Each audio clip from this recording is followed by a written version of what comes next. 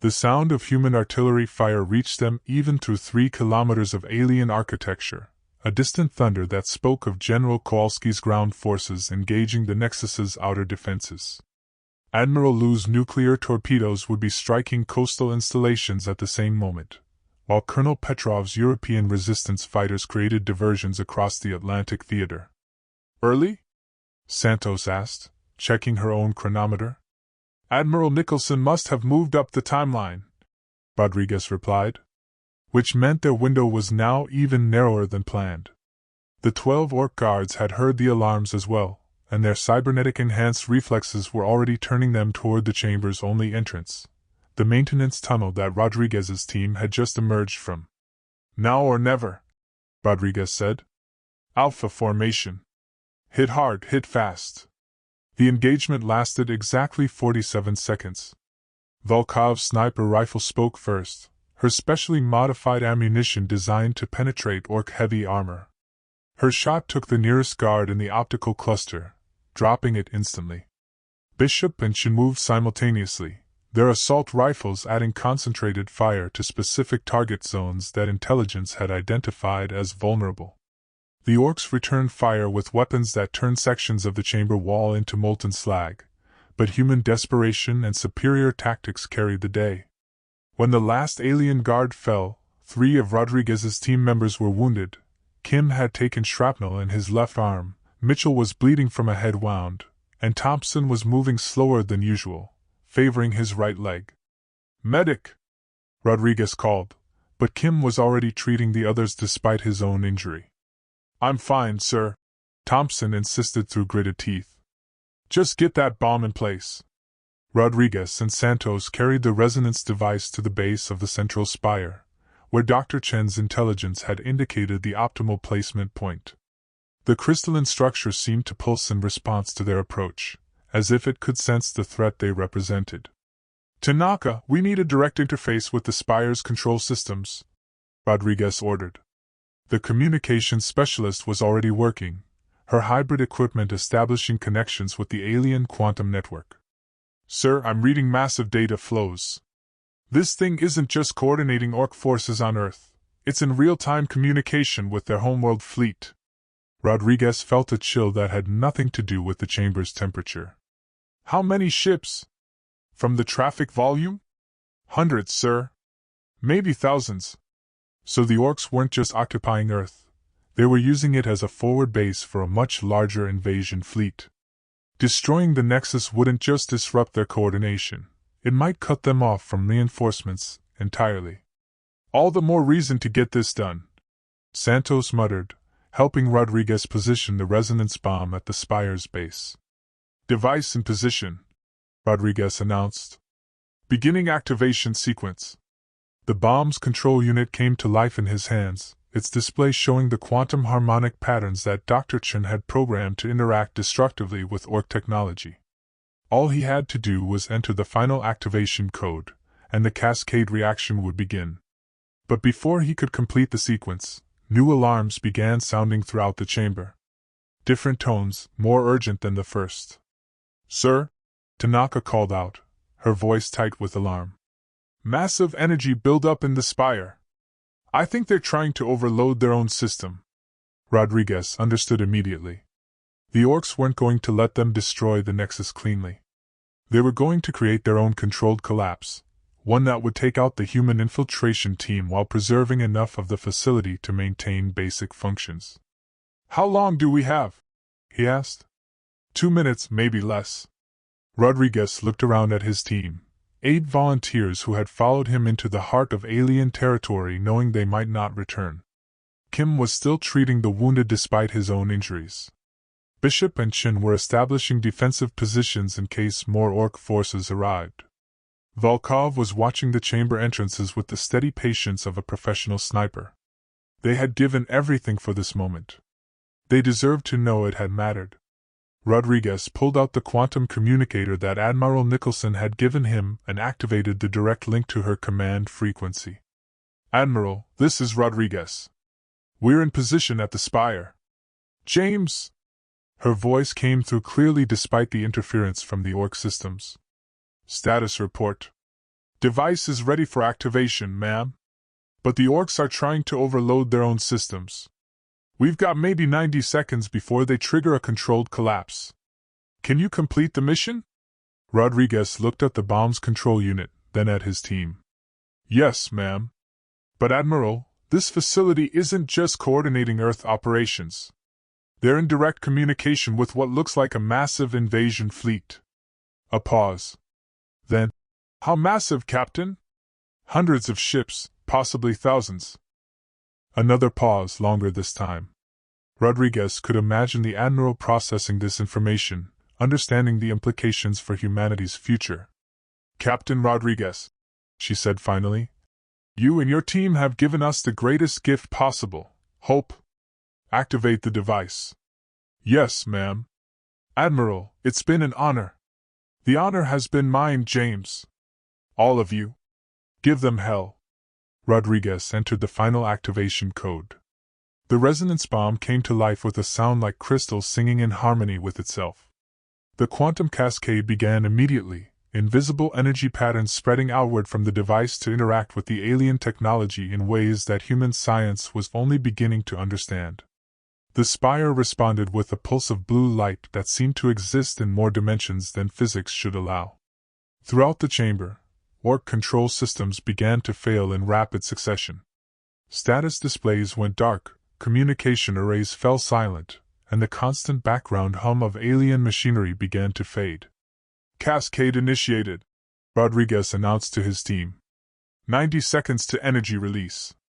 Sir? Thompson called out. It's been a privilege serving with you all. Similar sentiments echoed around the chamber, as each team member acknowledged what was coming. They had succeeded in their mission, but the price was their lives. Contacts! Volkov announced from her overwatched position. Orc response teams approaching from multiple directions. Through the chamber entrances, Rodriguez could see alien warriors rushing toward them, a final desperate attempt to stop the cascade reaction. Their weapons began filling the air with energy bolts that turned stone to plasma and metal to vapor. Defensive positions, Rodriguez ordered. Make them pay for every meter. His team responded with the discipline and courage of soldiers who knew they were fighting their last battle. Bishop and Chin established intersecting fields of fire that caught the first wave of Orcs in a deadly crossfire. Volkov's sniper rifle picked off targets with mechanical precision. Santos, despite carrying half the bomb's weight throughout the infiltration, moved with the fluid grace of a veteran combatant. But there were too many enemies, and the human ammunition was finite. 60 seconds to energy release, Tanaka announced, her voice steady despite the chaos around them. An Orc energy bolt caught Mitchell in the chest, dropping her instantly. Kim moved to help her, but it was clear she was gone. Thompson's leg wound had worsened, but he continued fighting from a kneeling position, his rifle spitting controlled bursts at targets that seemed to multiply with each passing second. 30 seconds, Tanaka called out. Rodriguez felt a strange sense of peace settling over him. They had done it. Whatever happened in the next few moments, they had struck a blow that would resonate throughout the galaxy. The Orc coordination network was collapsing, their communication with the homeworld fleet was severed, and their planetary occupation forces would soon be scattered and confused.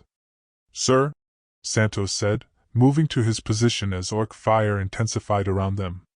Any last words for the history books? Rodriguez thought about all the people they had lost over 26 years of war. His parents, killed in the initial bombardment of San Antonio. His sister, who had died defending the Houston evacuation routes. The thousands of resistance fighters who had died so that this moment could happen. Tell them, he said, that Earth belongs to humanity. 10 seconds, Tanaka announced. Rodriguez looked around at his surviving team members one last time. Bishop bleeding from multiple wounds but still fighting. Chin, who had somehow maintained his equipment through the entire battle. Volkov, whose sniper rifle had never faltered. Thompson, defying his injuries through sheer force of will. Santos, whose steady presence had anchored them all. Kim, who had kept them all alive until this moment. Tanaka, whose technical expertise had made the entire mission possible. Heroes, all of them. 5 seconds. The quantum cascade reached critical resonance. 3, 2, 1. The universe went white. Admiral Sarah Nicholson felt the moment when the Kolthak Nexus died. She was standing in the command center of New Geneva, watching tactical displays that showed the progress of Operation Last Light's external assaults, when every Orc communication frequency across the planet went silent simultaneously. The sudden absence of alien chatter was more profound than any explosion. "Admiral," Colonel Webb announced from his position at the communications array, "we're reading massive electromagnetic disturbances from the Nexus location. Whatever Captain Rodriguez's team did, it worked." Sarah closed her eyes and said a silent prayer for 9 brave souls who had just saved the human race. Then she opened them and became the Admiral again. "All units, this is command. Execute Phase 2 immediately. Repeat, all units execute Phase 2. Across the planet, human resistance forces that had waited 26 years for this moment began to move. General Kowalski's mechanized divisions pushed deeper into former Wyoming, encountering Orc units that suddenly seemed confused and uncoordinated. Admiral Liu's submarines launched coordinated strikes against coastal installations, finding enemy defenses that no longer responded with their characteristic deadly efficiency. In Europe, Colonel Petrov's resistance fighters began emerging from hidden bases to reclaim territory that had been lost for decades. The Orcs were still dangerous. Their individual weapons and armor remained superior to most human equipment, but they were no longer a unified force. They had become scattered units operating on last known orders, without the quantum-linked coordination that had made them nearly invincible. "Status report," Sarah ordered. "Admiral," came the voice of Captain Walsh, her operations coordinator. "We're receiving surrender communications from Orc units across North America. It appears they're requesting terms." Sarah felt a moment of surprise. In 26 years of warfare, the Orcs had never surrendered. They had died fighting, retreated when tactically necessary, or simply vanished when their positions became untenable. But surrender? It was unprecedented. "What are they offering?"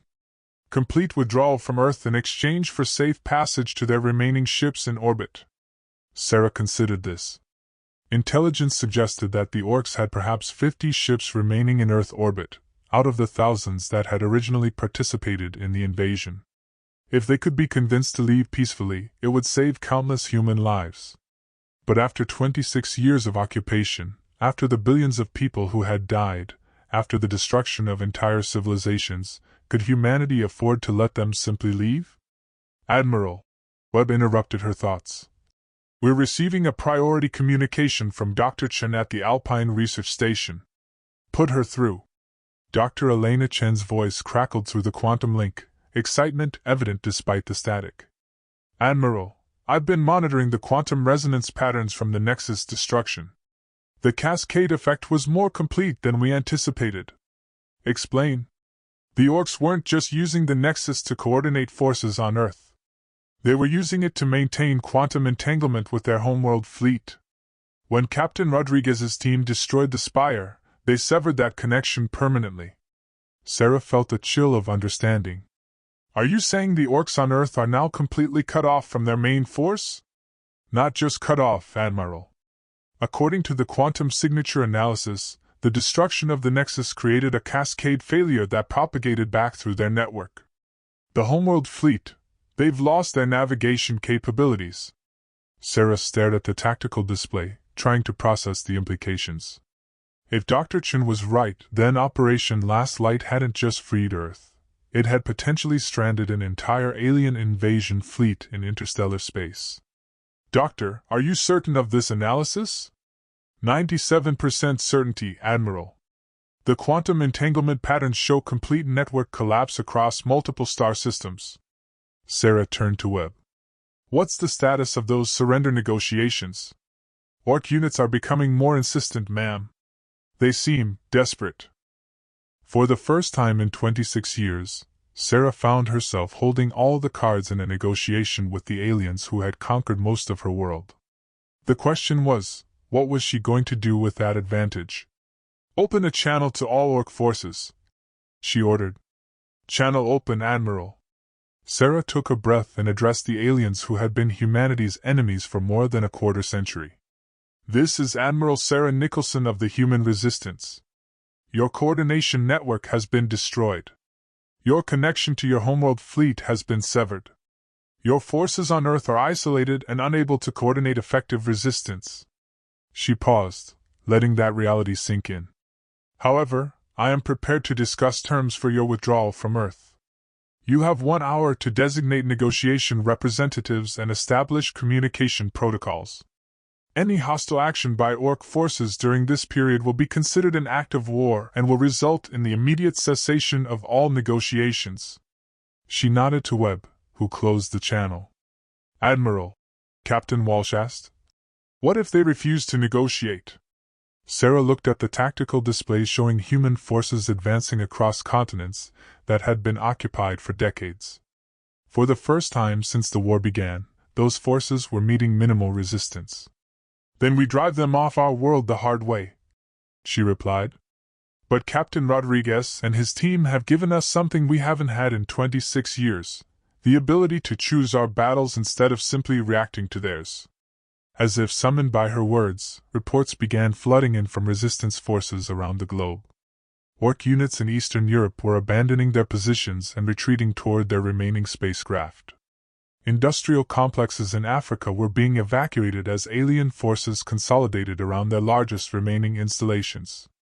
In Asia, entire Orc armies were simply vanishing into the night, leaving behind equipment and supplies in their haste to reach extraction points. Admiral, Dr. Chen's voice came through the quantum link again. I'm detecting massive energy buildups from Orc ships in orbit. I think they're preparing for emergency departure. Sarah smiled grimly.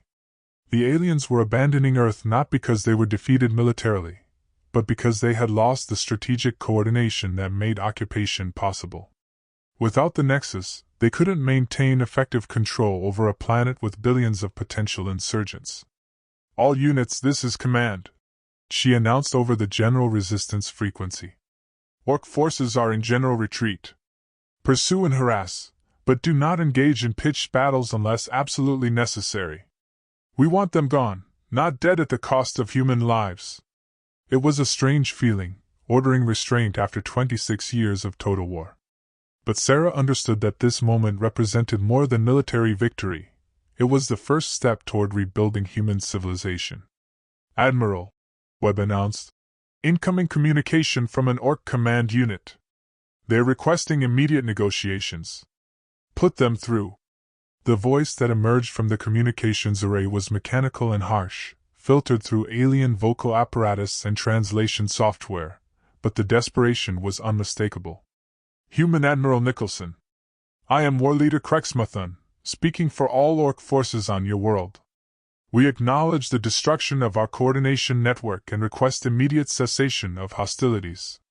Sarah felt the weight of history in this moment. The first formal communication from the Orcs that wasn't a demand or ultimatum. War Leader Krexmathon, she replied. I acknowledge your communication. State your terms. Complete withdrawal of all Orc forces from your world within 72 hours. In exchange, we request safe passage to our orbital vessels and permission to depart your system without further interference. Sarah considered this. 72 hours to end a 26-year occupation.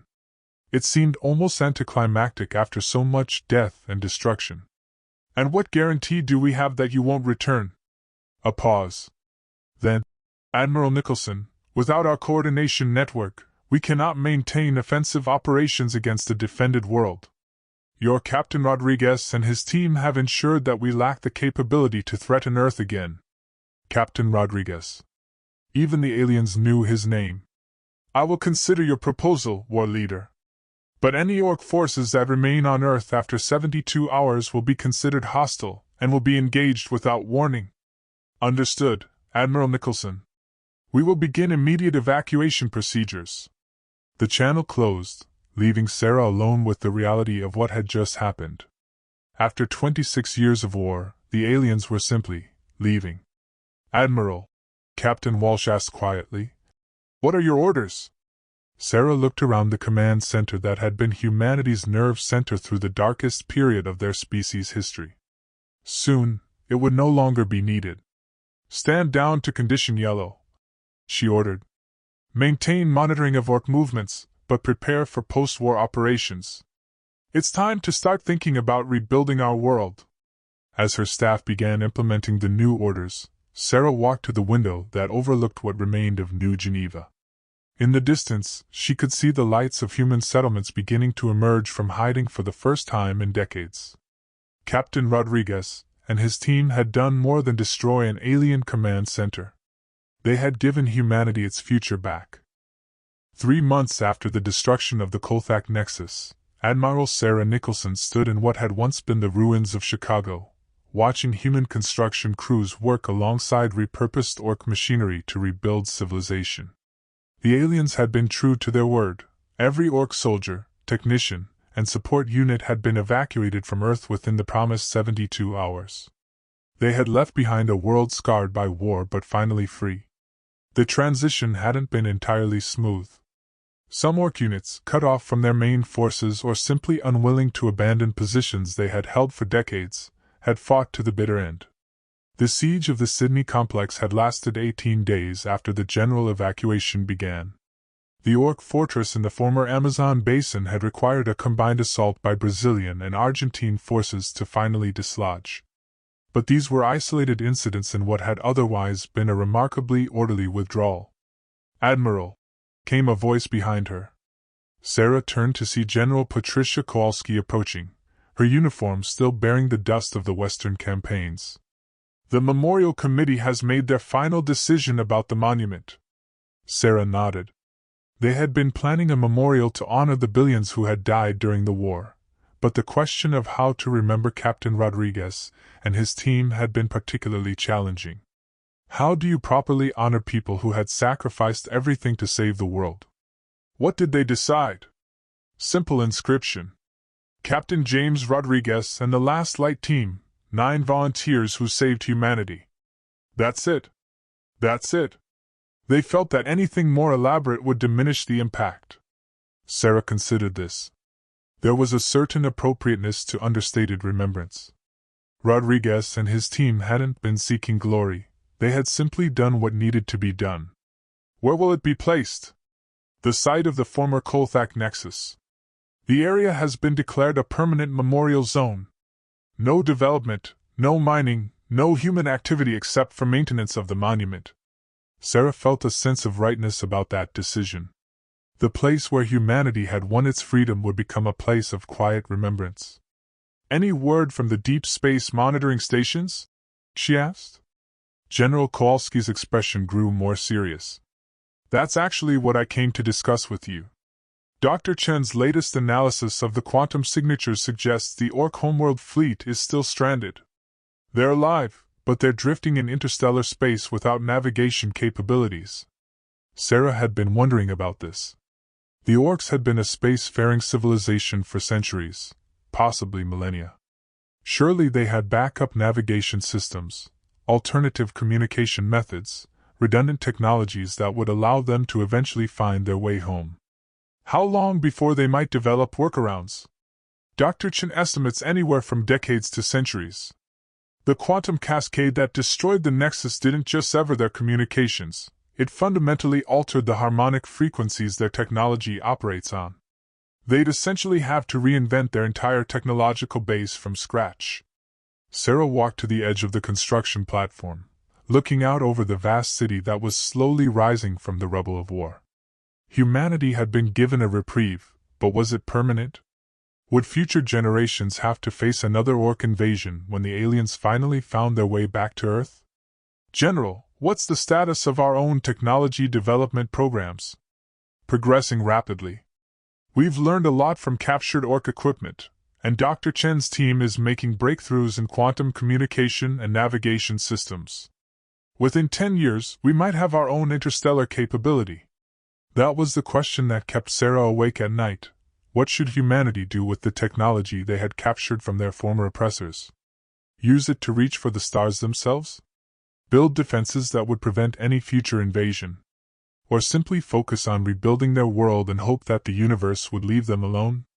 Admiral, General Kowalski continued, there's something else. We've been receiving communication attempts from other star systems. Species that were apparently also targeted by Orc invasion fleets. Sarah felt a chill. How many other species? At least 12, possibly more. The Orcs weren't just trying to conquer Earth. They were apparently conducting a galaxy-wide expansion campaign. When we severed their quantum network, we didn't just strand the fleet that was heading toward Earth. We stranded all of them. The implications were staggering. Humanity's desperate last gambit hadn't just saved Earth. It had potentially saved dozens of other civilizations across the galaxy. What are these other species saying? Gratitude, mostly. And requests for information about how we defeated the Orcs. It seems we're becoming something of a legend among space-faring civilizations. Sarah smiled grimly. The primitive species that defeated a galactic empire. Something like that. Admiral, there's a proposal being discussed at the highest levels of government. A project to develop our own interstellar fleet, not for conquest but for contact and cooperation with these other species. Sarah considered this. For 26 years, humanity had been focused on simple survival. Now, suddenly, they were being offered a chance to become a major player in galactic civilization. What would my role be in such a project? Command of the first human interstellar fleet. The politicians want someone with military experience and proven strategic thinking. Sarah looked out over the rebuilding city again, then up at the stars that were beginning to become visible in the afternoon sky. Somewhere out there, other civilizations were rebuilding after their own wars with the Orcs. Other species were looking toward the future with hope instead of fear. How long do I have to decide? The project won't be ready for at least 5 years. Plenty of time to finish the reconstruction here on Earth.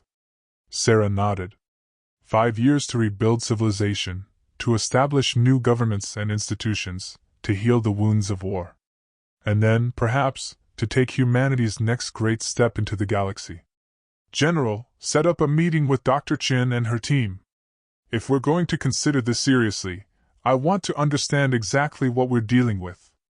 As General Kowalski departed to make the arrangements, Sarah remained on the platform, watching the sun set over a world that was finally free.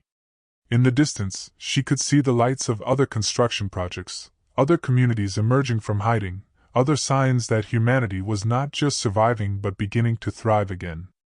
Captain Rodriguez and his team had given them more than freedom, they had given them a future among the stars. 10 years after the destruction of the Kolthak Nexus.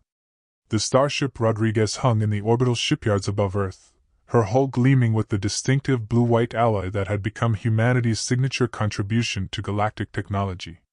Admiral Sarah Nicholson, now showing gray in her hair but with eyes as sharp as ever, stood on the observation deck of the construction platform, watching final preparations for humanity's first interstellar diplomatic mission. The ship was beautiful in its functional elegance. 2 kilometers of advanced technology that represented the best of human engineering enhanced by lessons learned from captured Orc equipment. But it was the name that gave Sarah the most satisfaction. Every human ship in the new interstellar fleet bore the name of a hero from the war years, and the flagship carried the name of the man who had made it all possible.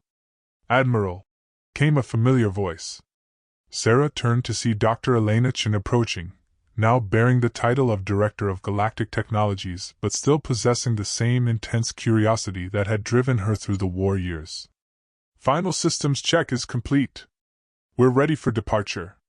Any last-minute concerns? Nothing we haven't dealt with before. The quantum navigation system is performing perfectly, and our communication array should allow real-time contact with the other liberated worlds. Sarah nodded. In the 10 years since the war ended, humanity had established contact with 37 different species that had been targeted by Orc expansion fleets. Most had survived their wars, though some had suffered devastating losses. A few had been completely conquered and were still fighting for their freedom using tactics and technologies shared by Earth's resistance fighters. Dr. Chin, do you ever wonder what would have happened if Captain Rodriguez's mission had failed? Elena considered the question seriously. I think about it often, Admiral. The quantum models suggest that without the cascade failure, the Orc network would have continued expanding indefinitely. By now, they might have controlled most of the galaxy. Instead, the Orcs remained stranded in interstellar space, their ships drifting between the stars while their crews worked desperately to rebuild technology that had been lost in the quantum cascade. Long-range sensors suggested that some fleets had managed to restore basic propulsion and were slowly making their way toward their homeworld, but the journey would take centuries. Admiral Nicholson, came an announcement over the facility's communication system. You're requested on the command deck. Sarah made her way through corridors that buzzed with activity as thousands of technicians made final preparations for humanity's entry into galactic politics. The Rodriguez wasn't just a ship, it was a statement that Earth intended to be a force for peace and cooperation in a galaxy that had seen too much war. On the command deck, Captain Lisa Park, daughter of the pilot who had delivered Rodriguez's team to their final mission, waited with the ship's senior staff. The resemblance to her mother was striking, and Sarah felt a moment of recognition that spoke to the continuity between the war generation and those who would inherit the peace. Admiral, Captain Park announced, we've received our final departure authorization from Earth Command. All diplomatic delegations are aboard, and our escort vessels are in position. Sarah looked at the tactical display showing the small fleet that would accompany the Rodriguez to the Galactic Liberation Conference. 5 ships carrying representatives from Earth's various governments, along with technical specialists, cultural experts, and a small military escort. Very well, Captain. Take us out of Earth orbit. The stars wheeled slowly as the Rodriguez maneuvered away from Earth, gaining distance before engaging its quantum drive system. Sarah watched her homeworld shrink on the main display, seeing a blue marble that sparkled with the lights of rebuilt cities and orbital installations. It was hard to believe that only a decade ago, that same world had been a battlefield where humanity fought for its very existence. Quantum drive online, announced the navigation officer. Course laid in for the Kepler 442 system. Transit time, 14 hours. Engage, Captain Park ordered. The universe flickered around them as the Rodriguez slipped into quantum space, traveling faster than light toward a conference that would determine the future of galactic civilization. Sarah felt the familiar sensation of quantum transit, a momentary disorientation as human senses tried to process movement through dimensions that didn't quite exist in normal space-time. Admiral, Dr. Chen said quietly, there's something you should know about our destination. Kepler 442 was one of the first worlds the Orcs conquered in this sector. Its population spent nearly 40 years under occupation before they were liberated by the Cascade failure. Sarah absorbed this information. How did they survive so long? Underground resistance movements, hidden cities, guerrilla warfare. Very similar to our own experience, but they maintained hope for 4 decades instead of 26 years. Sarah imagined what it must have been like for those people, an entire generation born into slavery, growing up in a world where alien oppression was simply the natural order of things. What kind of strength had it taken to keep fighting, keep believing that freedom was possible? Dr. Chen, what do we know about the other species we'll be meeting? Remarkable diversity, Admiral. Silicon-based crystalline entities from the Vega system. Aquatic civilizations from worlds we would consider uninhabitable. Even some energy-based life forms that exist as organized plasma. But what they all have in common is that they survived Orc occupation and are now working to prevent it from ever happening again. Sarah walked to the forward viewport, looking out at the stars that were no longer points of light but destinations. Somewhere among those stars, Captain Rodriguez and his team were remembered not just as Earth's heroes, but as the catalyst that had freed dozens of civilizations. Admiral, Captain Park announced. Message coming in from Earth Command. Priority Alpha. Put it through. The face of President Martinez appeared on the main screen, the former resistance leader who had been elected as Earth's first post-war president in a landslide victory. Admiral Nicholson, I wanted to personally wish you success on this mission. What you're doing out there will determine whether humanity becomes a respected member of galactic civilization or just another struggling world trying to rebuild from war. Understood, Mr. President. We won't let Earth down. I know you won't, Admiral. But remember, you're not just representing Earth anymore. You're representing the ideal that freedom is worth fighting for, no matter the cost." The message ended, leaving Sarah alone with the weight of responsibility. Captain Rodriguez had carried the fate of humanity in a backpack-sized bomb. Now she carried it in the decisions she would make at a conference that could reshape the galaxy. "Time to destination?" she asked. 12 hours, Admiral," came the reply. Sarah settled into the command chair, watching the stars wheel by outside the viewports. In 12 hours, she would sit down with representatives of 37 different species to discuss forming a galactic alliance dedicated to preventing future wars of conquest. It was a responsibility she had never imagined when she first put on a uniform to fight the Orcs. But then, none of them had imagined how far that fight would take them. "Admiral," Dr. Chen said, joining her at the forward viewport, "do you think Captain Rodriguez knew what he was starting when he activated that bomb?" Sarah considered the question. "I think James knew he was trying to save humanity. I don't think any of us realized he was going to save the galaxy." They stood in comfortable silence, watching the stars and thinking about the 9 volunteers who had walked into certain death to give their species a future. Rodriguez, Santos, Bishop, Tanaka, Volkov, Kim, Mitchell, Chen, and Thompson, their names were now inscribed in monuments across dozens of worlds. "Dr. Chen," Sarah said eventually, "what do you think they would want us to do? If they could see us now, heading out to help build a galactic alliance, what would they say?" Elena smiled. "I think they'd tell us to make sure it was worth the price they paid." Sarah nodded. That was exactly what she intended to do. 13 hours later, the Rodriguez dropped out of quantum space in the Kepler 442 system, where 37 different species waited to discuss the future of freedom in the galaxy. And at the head of the human delegation, Admiral Sarah Nicholson carried with her the memory of 9 volunteers who had saved not just Earth, but the stars themselves. The war was over. The peace was just beginning.